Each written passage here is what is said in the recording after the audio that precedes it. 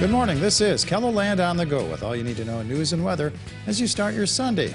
We also have your boredom busters coming up. But first, our top stories. Crews have been making progress restoring power in northeast KELOLAND following last week's winter storm. The Brown County emergency manager said Saturday that everyone should have had their lights back on by the evening, but adds that there was still a lot of ice on power lines. Crews have responded to at least 80 calls since the storm involved safety hazards like downed lines, plus 3 structure fires, 2 vehicle fires, and a grass fire. At one time, around 1,000 customers were without power in Brown County, but as of early Saturday, only 80 were still waiting for their electricity to be restored. South Dakotans will be welcoming home more than 100 National Guard troops later today in Rapid City. Members of the 235th Military Police Company have returned from their 10-month deployment to Cuba to help with Joint Task Force Guantanamo. Governor Kristi Noem, U.S. Senators John Thune and Mike Rounds are scheduled to attend the ceremony, which takes place at 4 p.m. Mountain Time at the Monument Theater. Well, now that South Dakota has crowned its high school football champions, businesses in Vermilion are also coming out winners. Places like Carrie's Bar saw fans from all across South Dakota and beyond watch the games at the Dakota Dome. One family had members who traveled from Belle Fourche, Pierre, and even Oklahoma City to show their support for a member of the Pierre Governors in a very fashionable way. This is our cousin on our shirts and our socks. I don't know if you can see it. So for his senior picture on his ID card at school, this is the picture that he took. So we just cut his head out and put it all over our shirts. Well, those fashionable fans left Vermilion happy. Their Governors defeated T-Area for the 11AA championship. Volunteering helps make members of the Stampede hockey team winners off the ice as well as in the rink. The players from all over the country to Sioux Falls to earn college scholarships and eventually make it to the pros. But reaching their goals means living away from their families and friends. One way the team tries to make them feel at home in Sioux Falls is by volunteering with various charities like the St. Francis House. It makes our guests feel like they are someone instead of being an outcast. Here, this is a home. We have the Stampede coming in. They're always a lot of fun, and it just lifts everybody's spirits. Stampede players like Max Ruud and Cole Miller tell us that volunteer work they do through the organization is rewarding and makes them feel like being part of a community.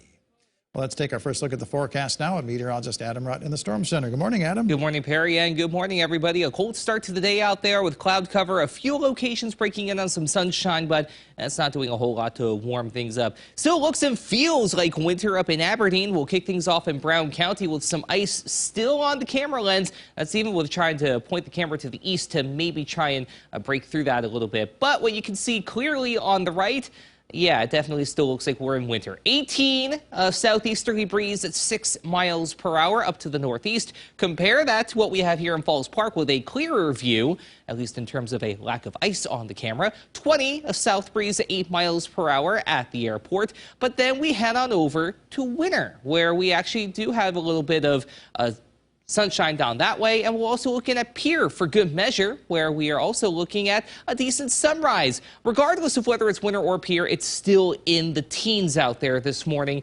16 at the Capitol with a wind matching that, 14 in winter.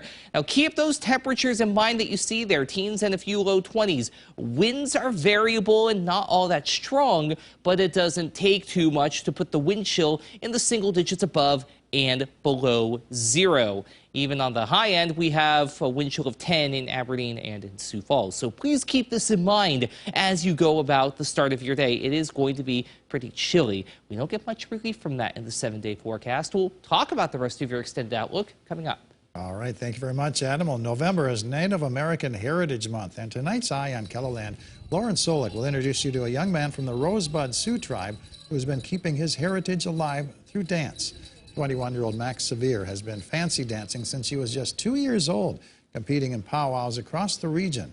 Find out why he dances tonight on KELOLAND Weekend News at 10.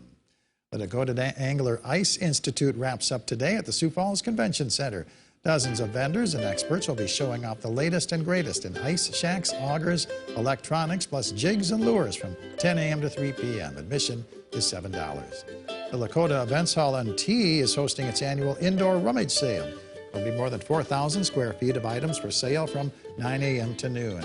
The Crosted's Fiber Guild is hosting Fiber Fun at the Old Courthouse Museum in downtown Sioux Falls. Everyone interested in knitting, crocheting, and needlework is invited to work on projects from 1 to 4 or just enjoy the company of fellow Fiber friends. And the South Dakota Symphony Orchestra presents a chamber music concert featuring the Dakota Wind Quintet.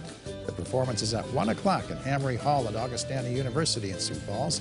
Tickets are $10. Adam?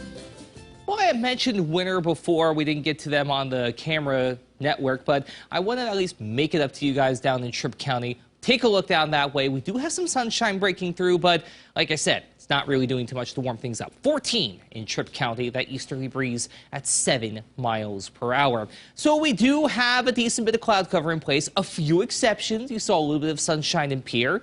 You saw a little bit in winter as well, but overall, skies are going to be more gray than blue as we head through the rest of your afternoon. Speaking of blue, though, some snow being picked up on radar as we zoom out a bit more toward eastern Minnesota, portions of North Dakota, and northeastern Montana as well, even up toward Saskatchewan. We're seeing a little bit of snow, but anything we get here is going to be pretty light in nature. Little, if anything, is expected to stick to the ground. We'll zoom out a little bit more. We do have a bit of a mess toward Buffalo. Keep an eye on them through the afternoon as the Vikings head on over to the shores of Lake Ontario for some football this afternoon. But closer to home, there isn't going to be too much of anything going on beyond the occasional little spit of snow, and that's going to be just about it.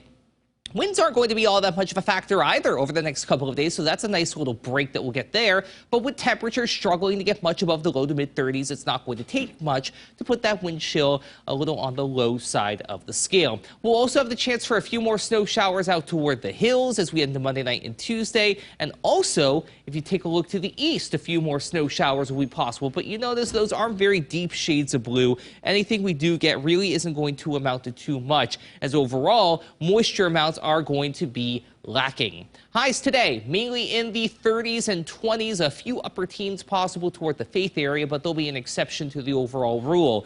Overnight low temperatures tonight falling into the single digits and teens to the west. East River locations, however, will be in the teens and 20s. And highs for your day on Monday, mainly in the 20s and 30s, although we may see a few mid-30s towards Sioux Falls, points south and east. Here is a look at your 7-day forecast, and the overall trend is going to be a chilly one.